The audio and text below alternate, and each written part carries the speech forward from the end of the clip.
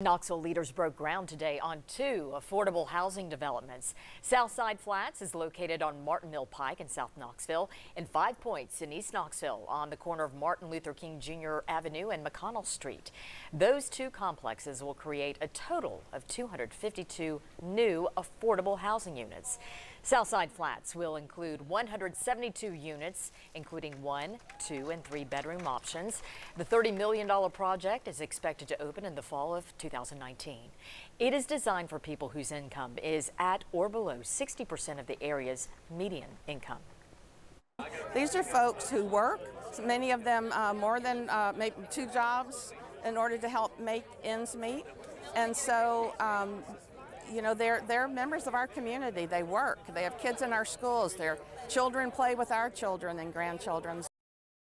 5 Points project is the third part of a 3-phase plan. It will include 80 units and is expected to open next summer.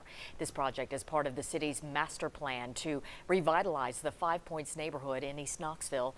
The city says it wants the new apartments to blend in with the neighborhood around them.